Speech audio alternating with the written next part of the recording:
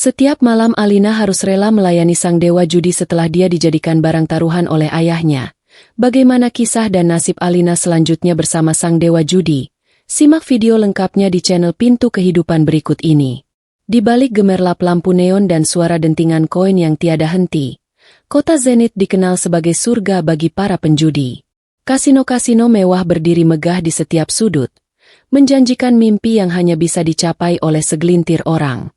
Namun, di balik kemewahan itu, ada kisah kelam yang jarang terdengar. Di salah satu kasino terbesar, Golden Mirage, para penjudi dari berbagai kalangan memenuhi ruangan. Ada yang mengenakan jas mahal, ada pula yang berpakaian sederhana dengan tatapan penuh harapan.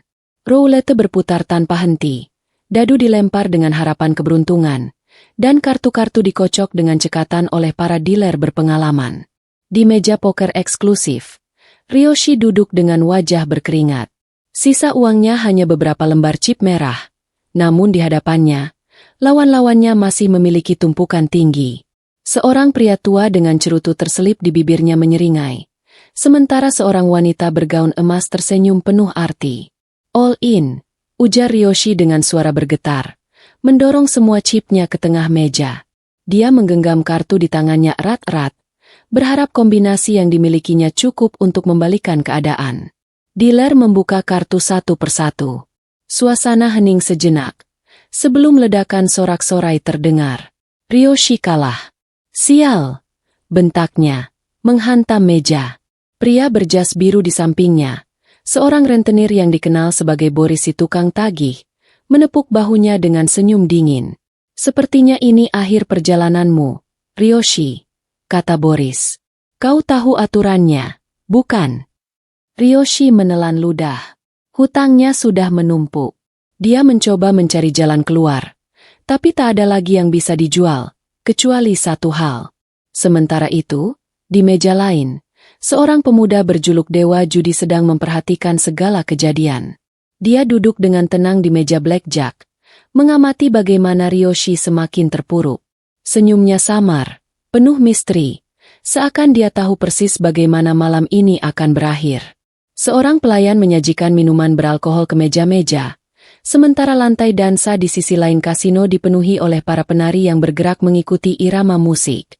Di ruangan belakang, transaksi rahasia berlangsung. Uang, perhiasan, bahkan nyawa dipertaruhkan di meja hijau.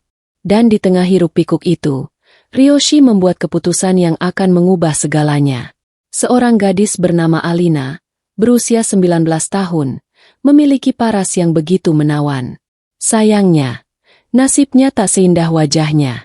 Ayahnya, seorang penjudi kronis bernama Ryoshi, terlilit hutang dalam jumlah besar kepada pria yang dikenal sebagai Dewa Judi, sosok misterius yang tak pernah menampakkan wajah aslinya. Malam itu, Ryoshi menyeret Alina ke dalam permainan yang paling kejam, menyerahkannya sebagai ganti utang.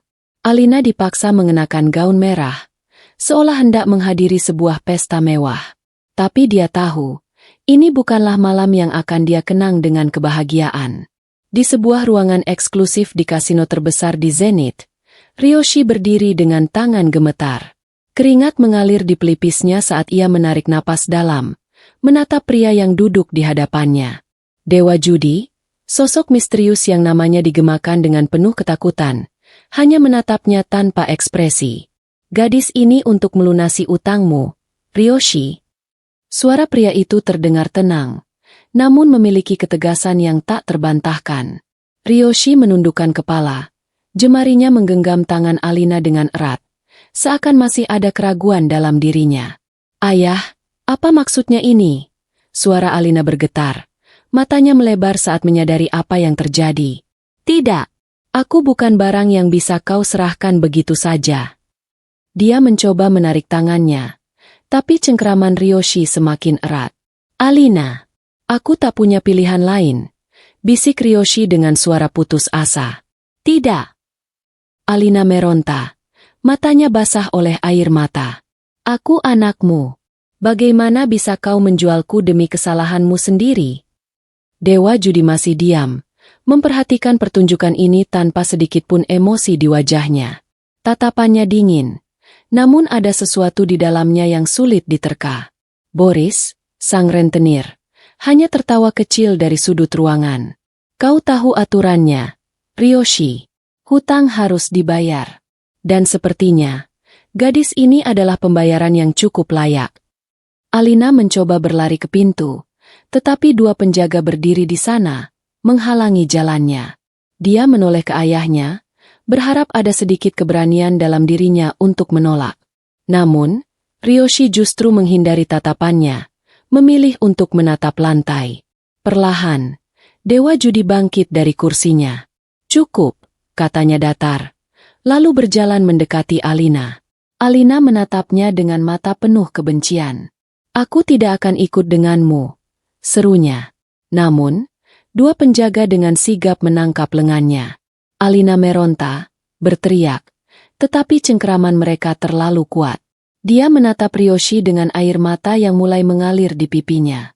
Ayah, kumohon. Tapi pria itu tetap diam.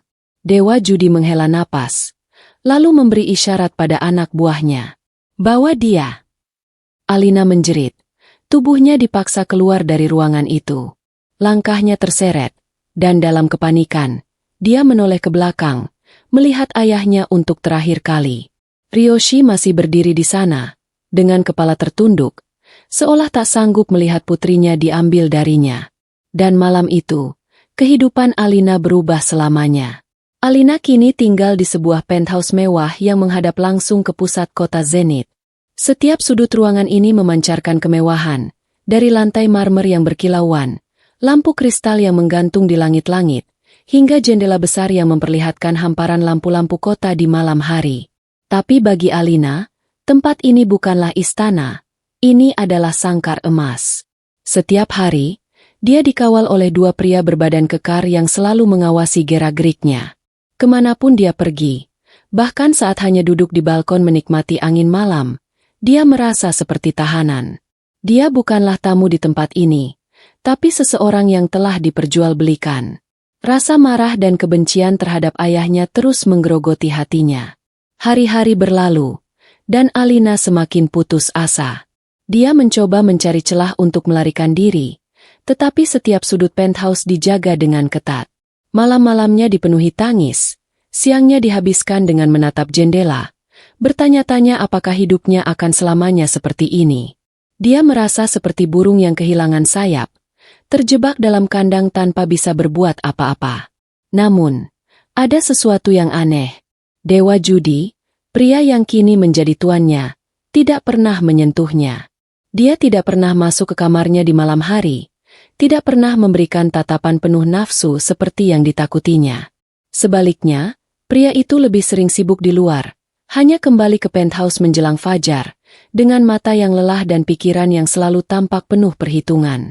Malam-malamnya dipenuhi suara langkah kaki yang lelah, gelas minuman yang berbenturan, dan sesekali desahan berat dari pria itu di ruang kerja. Alina pernah mengintip dari balik pintu. Dia melihat pria itu duduk di meja, menatap tumpukan dokumen dan catatan, seolah ada sesuatu yang lebih besar dari sekadar perjudian yang sedang direncanakannya. Suatu malam, Alina memberanikan diri untuk berbicara dengannya. "Kenapa kau tidak berbuat apa-apa padaku?" tanyanya dengan suara yang penuh emosi. Dewa Judi hanya menatapnya sekilas, kemudian menuangkan minuman ke gelas kristalnya. "Apakah itu yang kau takutkan?" Alina menggertakkan giginya. "Aku hanya ingin tahu, apa maumu? Apa aku hanya boneka yang kau pajang di sini?" Pria itu menghela napas, lalu duduk di sofa sambil menyesap minumannya. "Aku hanya mengambilmu untuk menyelamatkanmu, Alina. Tapi untuk sekarang, biarkan mereka berpikir kau adalah milikku. Itu lebih aman untukmu." Alina menatapnya dengan bingung. "Menyelamatkanku? Dari siapa?" Dewa Judi tidak menjawab. Sebaliknya, dia hanya menatap ke jendela dengan ekspresi dingin. Dewa Judi semakin sulit ditebak. Ada malam-malam di mana dia pulang dalam keadaan lelah, nyaris tidak berkata apa-apa, hanya melempar jasnya ke sofa dan duduk dalam diam sambil menatap segelas whisky di tangannya. Ada pula saat-saat di mana dia pulang dengan ekspresi puas, seolah baru saja memenangkan pertarungan besar. Tapi yang paling membuat Alina bingung adalah sikapnya terhadap dirinya. Pria itu tetap menjaga jarak. Dia tidak pernah menyentuhnya, tidak pernah menatapnya dengan niat yang mencurigakan, tapi juga tidak pernah mengusirnya. Terkadang, saat mereka tak sengaja bertemu di ruang tamu atau dapur, ada tatapan dalam matanya, sebuah sorot yang sulit diartikan. Seolah ada sesuatu yang dia sembunyikan, sesuatu yang lebih besar daripada sekadar perjudian. Alina mulai memperhatikan kebiasaannya. Dewa judi selalu membawa sebuah kotak kayu kecil ke kamarnya, yang dia kunci rapat-rapat setiap malam. Dia juga sering menerima panggilan telepon di balkon, berbicara dengan suara rendah, memastikan tidak ada yang bisa mendengar. Alina tidak tahu kenapa, tapi setiap kali dia melihat pria itu berbicara di telepon, dadanya terasa sesak. Seperti ada rahasia yang tidak boleh dia ketahui. Suatu malam, rasa penasaran mengalahkan ketakutannya. Saat pria itu tertidur di sofa karena terlalu lelah, Alina mendekat pelan-pelan. Napasnya terdengar tenang. Alisnya sedikit berkerut seolah sedang memimpikan sesuatu yang berat. Di atas meja, ada selembar kertas lusuh dengan coretan angka dan nama-nama yang tidak ia kenali. Tangannya gemetar saat dia mengambil kertas itu. Namun sebelum dia bisa membacanya lebih jauh, suara berat menghentikan gerakannya. "Jangan sentuh itu." Jantung Alina berdegup kencang. Dia mendongak dan menemukan dewa judi sudah terjaga, menatapnya dengan mata setengah terbuka tapi penuh kewaspadaan. Alina buru-buru meletakkan kertas itu kembali. "Aku hanya penasaran." Pria itu duduk, menyandarkan tubuhnya di sofa. "Rasa penasaran bisa membunuh seseorang di kota ini." Alina menelan ludah. "Lalu kenapa kau membiarkanku tetap di sini?" Dewa judi terdiam sesaat sebelum akhirnya tersenyum miring. "Mungkin aku ingin melihat apakah kau bisa bertahan di antara para pemangsa." Sejak malam itu, ada sesuatu yang berubah di dalam diri Alina. Dia tidak tahu kapan tepatnya, tapi dia mulai memperhatikan pria itu lebih dalam. Cara dia berjalan, cara dia berbicara, bahkan cara dia memandang sesuatu dengan sorot penuh perhitungan. Ada saat-saat di mana Alina berpikir bahwa dia bukan hanya sekadar penjudi. Dia lebih dari itu. Dan semakin hari, Alina semakin terpesona. Bukan karena wajahnya yang dingin atau suaranya yang dalam, tapi karena misterinya. Ada sesuatu tentang dewa judi yang menariknya, membuatnya ingin tahu lebih dalam, lebih jauh. Dan itu adalah bahaya yang tidak pernah ia duga sebelumnya. Sementara itu, di luar sana, dunia perjudian semakin bergejolak. Nama dewa judi telah menembus lingkaran paling atas. Para pejabat yang selama ini bersembunyi di balik permainan mulai merasa terancam. Di sebuah ruangan gelap di kasino terbesar di Zenith, sekelompok pria berkumpul. Mereka bukan orang biasa. Mereka adalah dalang di balik dunia perjudian. Orang-orang yang mengatur segalanya dari balik layar. "Orang ini terlalu banyak menarik perhatian," ujar seorang pria tua dengan jas hitam mahal. "Dia telah mengalahkan setiap bandar besar di kota ini. Jika kita tidak segera bertindak, dia akan mengambil alih semuanya," sahut pria lainnya. "Dan itu buruk untuk bisnis kita." Seorang pria yang lebih muda, dengan senyum sinis di wajahnya, menyandarkan tubuhnya ke kursi. "Mungkin sudah waktunya kita mengundangnya ke dalam permainan yang lebih besar. Jika dia memang sehebat yang dikatakan orang-orang, dia tidak akan menolak tantangan." Mereka sepakat. Sebuah undangan akan dikirimkan ke dewa judi. Sebuah pertaruhan yang bukan hanya soal uang, tapi juga nyawa. Alina tidak menyadari bahwa badai tengah mendekat. Yang dia tahu hanyalah bahwa perasaannya terhadap dewa judi semakin sulit dia kendalikan. Suatu malam, saat mereka berdua berdiri di balkon penthouse, Alina memberanikan diri untuk bertanya, "Apa kau pernah kehilangan sesuatu dalam hidupmu?" Dewa judi tidak langsung menjawab. Dia menatap lampu-lampu kota di bawah mereka, lalu menghela napas. "Terlalu banyak." Dan kehilangan mengajarkan satu hal, jangan pernah terlalu terikat pada sesuatu. Alina merasakan nyeri di dadanya. "Lalu, aku ini apa bagimu?" Pria itu menoleh, menatapnya dalam-dalam. "Seseorang yang belum ku mengerti." Alina tidak tahu kenapa, Tapi kata-kata itu terasa lebih menyakitkan daripada jika pria itu mengatakan bahwa dia tidak peduli sama sekali. Namun sebelum dia bisa membalas, pintu penthouse diketuk. Seorang pria berjas masuk, menyerahkan sebuah amplop hitam. Ini dari mereka yang selama ini menguasai kota ini. Mereka mengundangmu ke permainan terakhir. Dewa judi menatap amplop itu, lalu tersenyum tipis. Permainan terakhir? Alina bertanya dengan cemas. Dewa judi menatapnya sekali lagi sebelum menjawab. Arena itu berada jauh dari hiruk-pikuk kasino biasa, tersembunyi di bawah tanah sebuah gedung tua di jantung kota Zenith. Tempat ini bukan sekadar meja hijau dan chip berharga jutaan. Ini adalah medan pertempuran di mana para pemain terbesar menentukan nasib mereka. Hanya orang-orang terpilih yang bisa masuk, dan malam ini, Dewa Judi adalah tamu istimewa.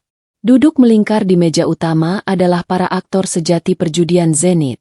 Para bos kasino, pemodal gelap, bandar besar, bahkan beberapa pejabat yang selama ini bermain di balik layar. Mereka semua tersenyum tipis, tetapi di balik senyum itu, ada kebencian yang tidak bisa disembunyikan. Dewa judi telah mengacaukan keseimbangan, dan malam ini mereka ingin mengambilnya kembali. Alina duduk di sudut ruangan. Jantungnya berdetak cepat. Dia ingin pergi dari tempat ini, tapi tatapan Dewa Judi yang penuh ketenangan seolah mengatakan bahwa dia harus tetap di sini, melihat semuanya. Seorang pria tua dengan bekas luka di pipi membuka permainan. Kita semua di sini bukan untuk membicarakan masa lalu. Malam ini, kita bertaruh sesuatu yang lebih besar. Ini bukan sekadar uang. Ini tentang siapa yang layak memimpin permainan di kota ini. Semua mata tertuju pada Dewa Judi.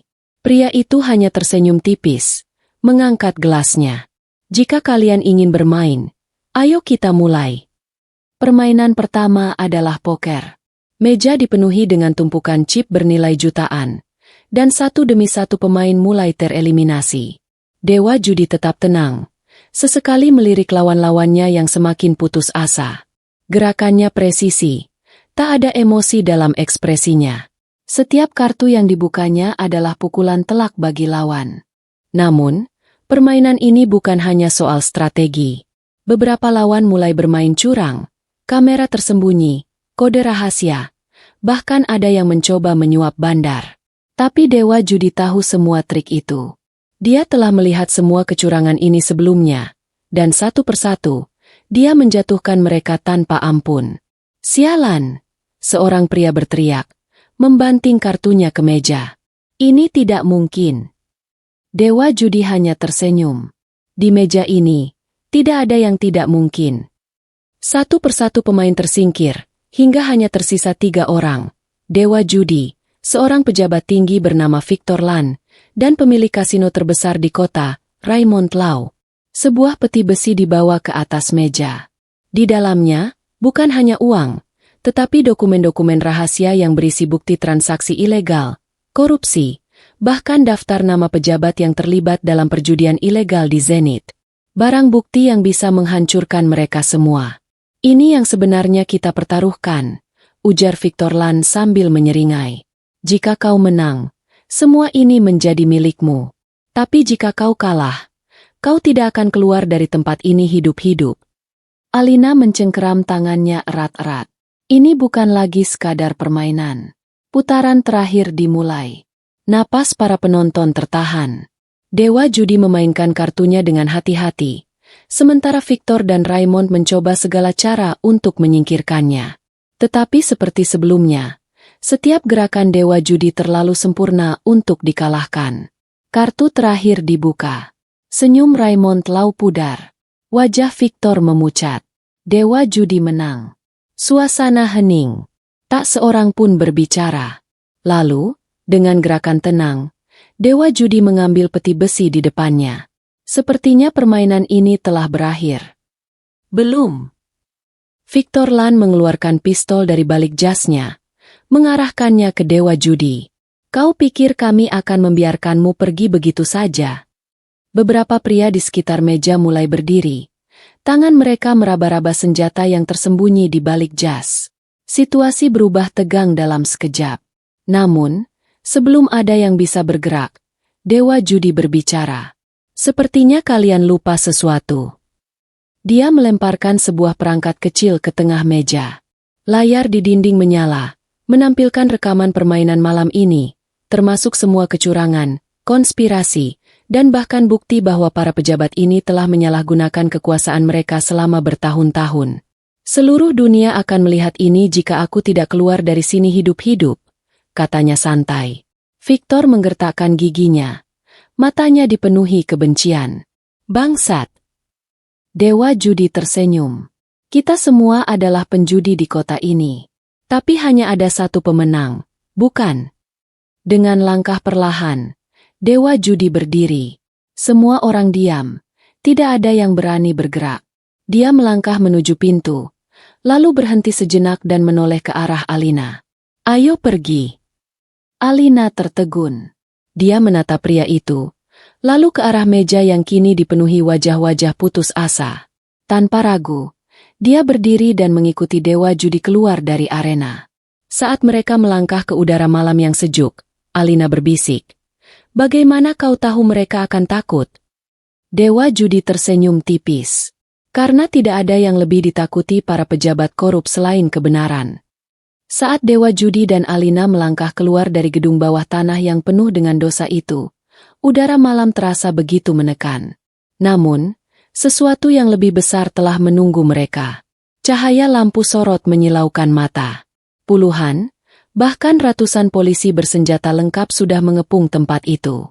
Senapan-senapan diarahkan ke segala penjuru, dan perintah keras terdengar di udara. Semua diam di tempat, tangan di atas. Suara komandan polisi bergema. Suasana yang sebelumnya penuh ketegangan di meja perjudian kini berubah menjadi kepanikan yang tak terduga. Para pejabat, bos kasino, bandar besar, semua yang baru saja menantang Dewa Judi kini saling pandang dengan ketakutan. Beberapa mencoba melarikan diri, tetapi suara tembakan peringatan menghentikan mereka seketika. Alina mencengkeram tangan Dewa Judi dengan erat. Jantungnya berdebar tak karuan. Apa yang terjadi? Bisiknya penuh kepanikan. Namun, pria di sampingnya tidak menunjukkan sedikit pun kepanikan. Sebaliknya, sebuah senyum kecil muncul di bibirnya. Tatapan matanya begitu tajam, penuh kemenangan. Dia melangkah maju, menghadapi mereka yang selama ini menguasai perjudian di kota Zenith. Dengan suara rendah tetapi penuh wibawa, dia berkata, "Selama ini saya sudah bermain di arena kalian, sekarang kalian harus ikut di arena kami." Dalam hitungan detik, tim polisi menyerbu ke dalam gedung. Setiap orang yang terlibat dalam perjudian ilegal itu langsung ditangkap tanpa perlawanan berarti. Victor Lan, Raymond Lau, dan para pejabat korup yang sebelumnya penuh percaya diri, kini hanya bisa berdiri dengan wajah pucat saat tangan mereka diborgol satu persatu. Namun yang paling mengejutkan adalah reaksi para pejabat itu ketika melihat Dewa Judi tidak ikut diringkus. "Apa ini?" teriak Raymond Lau. "Kenapa dia tidak ditangkap? Dia bagian dari kami. Dia salah satu pemain." Komandan polisi hanya menatapnya dingin. "Tidak, dia bukan bagian dari kalian. Dia adalah bagian dari kami." Ruangan terasa membeku. Dewa Judi menatap satu persatu wajah yang kini dipenuhi keterkejutan dan ketakutan. Dia kemudian mengeluarkan sebuah lencana kecil dari saku jasnya dan mengangkatnya ke udara. "Nama saya Leonhard Viron," katanya, suara penuh ketegasan. "Agen intelijen yang ditugaskan untuk membongkar sistem perjudian ilegal di kota Zenith. Dan malam ini, permainan kalian telah berakhir." Alina merasa seakan dunianya berputar. Pria yang selama ini dianggapnya sebagai penjudi kejam, pria yang misterius dan tidak pernah bisa ditebak, ternyata adalah seorang agen rahasia. Semua potongan teka-teki yang selama ini tidak masuk akal kini menjadi jelas. Dewa Judi, atau sekarang, Leonhard Viron, menatapnya dengan sorot mata yang lebih lembut dibanding sebelumnya. "Alina, aku tidak pernah bermaksud menyakitimu," katanya pelan. "Tapi aku harus masuk ke dunia ini untuk menghancurkannya dari dalam. Aku harus bertaruh dengan nyawaku sendiri." Alina membuka mulutnya, ingin mengatakan sesuatu, tetapi terlalu banyak hal yang ingin ia ungkapkan. Amarah, keterkejutan, bahkan perasaan yang lebih dalam dari itu. Sementara itu, para penjahat kelas atas yang selama ini mengendalikan kota hanya bisa menundukkan kepala dalam keputusasaan. Mereka telah dikalahkan, bukan hanya dalam permainan, tetapi juga dalam strategi yang jauh lebih besar dari yang mereka kira. Saat para tersangka dibawa pergi dengan mobil polisi, Leonhard menghela napas dalam-dalam. Dia telah menyelesaikan misinya. Tapi ada satu hal yang belum selesai. Alina. Dia menoleh ke arah gadis itu yang masih berdiri terpaku. Kau bebas sekarang, Alina. Tidak ada lagi yang bisa memaksamu. Alina menatapnya dengan mata yang mulai berkaca-kaca. Lalu kau? Apa kau juga akan pergi? Leonhard terdiam sejenak sebelum menjawab. Aku masih punya satu pertaruhan terakhir. Dia melangkah lebih dekat, menatapnya dalam-dalam. Dan itu adalah kau. Di bawah cahaya lampu kota yang dingin, di antara kehancuran para kriminal yang selama ini berkuasa, dua insan berdiri di ambang sesuatu yang lebih dari sekadar permainan.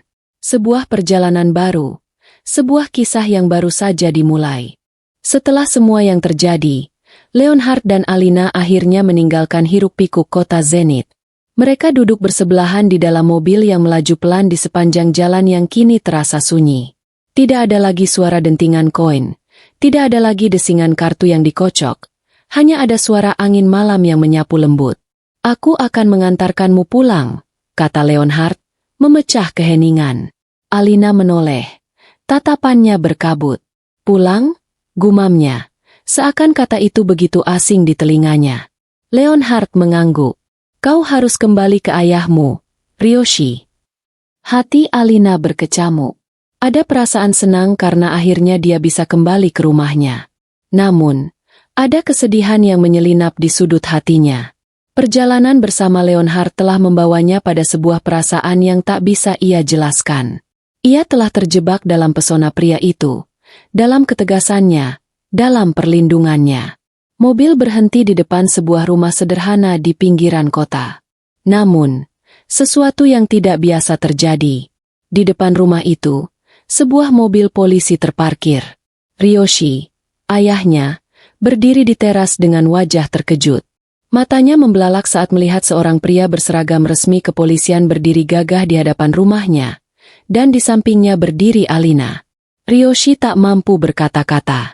Napasnya tersengal. Ia ketakutan. Sejak malam tragis di mana ia mempertaruhkan Alina di meja perjudian, Ryoshi telah meninggalkan kehidupannya yang lama. Ia meninggalkan meja judi dan mulai hidup sebagai seorang pekebun kopi. Namun kini, dengan kehadiran polisi di depan rumahnya, pikirannya kacau. Ia takut. Apakah ini akhirnya? Apakah ia akan ditangkap dan dijebloskan ke dalam penjara? Leonhard berjalan mendekat, sementara Alina tetap berdiri di tempatnya, menatap ayahnya dengan mata yang mulai berkaca-kaca. Pak Ryoshi, ujar Leonhard dengan tenang. Ryoshi langsung bertekuk lutut di hadapannya. Tolong, jangan tangkap aku. Aku sudah berubah. Aku sudah berhenti. Aku tidak lagi berjudi. Aku hanya ingin hidup tenang. Suaranya bergetar penuh ketakutan. Leonhard tersenyum kecil, kemudian berlutut di hadapannya, menepuk bahu Ryoshi dengan lembut. Aku tidak datang untuk menangkapmu. Aku datang untuk mengantarkan putrimu pulang. Ryoshi menatapnya dengan penuh kebingungan. Air matanya menggenang. Ia segera berdiri dan berlari memeluk Alina erat-erat. Alina pun membalas pelukan itu. Tangisnya pecah. Maafkan ayah. Alina. Ayah menyesal. Ayah sungguh menyesal. Isaknya. Alina hanya bisa menangis di dada ayahnya. Betapa ia merindukan saat-saat ini. Betapa ia menginginkan rumah. Meskipun rumah itu pernah menjadi tempat yang paling menyakitkan baginya. Ryoshi menoleh ke arah Leonhard. Matanya berkaca-kaca. Terima kasih. Kau telah menjaganya dengan baik. Aku tidak tahu harus bagaimana membalasnya. Leonhard hanya mengangguk.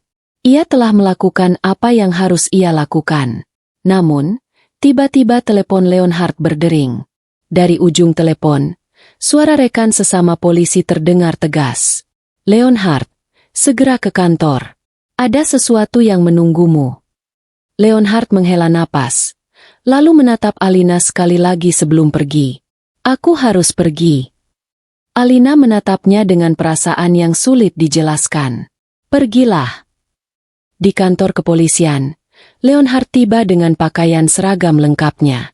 Saat memasuki ruang utama, ia terkejut melihat para petinggi kepolisian telah berdiri menunggunya. Beberapa wajah yang dulu meragukannya kini justru menatapnya dengan penuh kebanggaan. Komandan kepolisian melangkah maju dan menatapnya dengan bangga.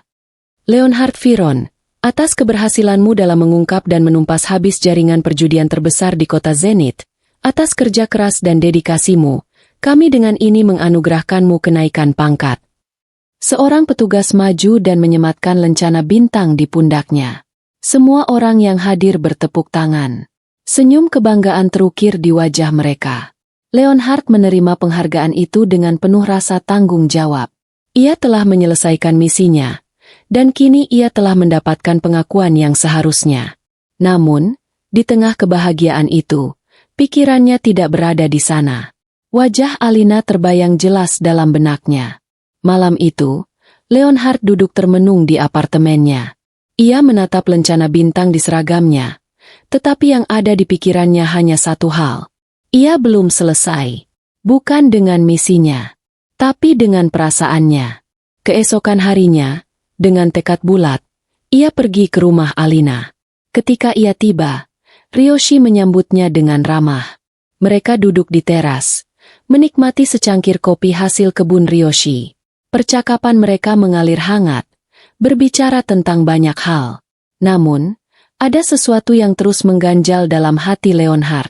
Saat mereka tengah bercakap, Alina datang dari dalam rumah, membawa roti selai untuk dihidangkan. Saat melihat Leonhard, langkahnya sempat terhenti sesaat. Ada getaran aneh yang kembali mengusik hatinya. Sejak perpisahan mereka, ada kekosongan yang selalu menghantuinya. Leonhard menatapnya dalam-dalam. Ia mengambil napas dalam, lalu berkata dengan suara mantap, "Pak Ryoshi, aku datang ke sini bukan hanya untuk mengunjungi kalian. Aku datang untuk meminang Alina." Semua yang ada di sana terdiam. Ryoshi terkejut, tak bisa berkata-kata. Ia menatap putrinya, lalu kembali menatap Leonhard. Setelah beberapa saat, ia menghela napas dan berkata, "Aku tidak bisa mengambil keputusan ini. Semua tergantung pada Alina." Alina menggigit bibirnya. Dadanya berdegup kencang. Perasaan yang selama ini ia coba sembunyikan kini menyeruak keluar. Sejak kepergian Leonhard, ia merasa ada bagian dari dirinya yang hilang. Dengan mata berkaca-kaca, ia menatap Leonhard. "Ya, aku bersedia." Leonhard tersenyum lega. Matanya bersinar. Tanpa ragu, ia menggenggam tangan Alina erat-erat. Dan pada akhirnya, dalam balutan takdir yang penuh liku, mereka menikah dan menjalani kehidupan yang bahagia bersama. Di balik semua pertaruhan yang telah terjadi, ada satu taruhan yang paling berharga, cinta sejati yang telah ditemukan di antara mereka.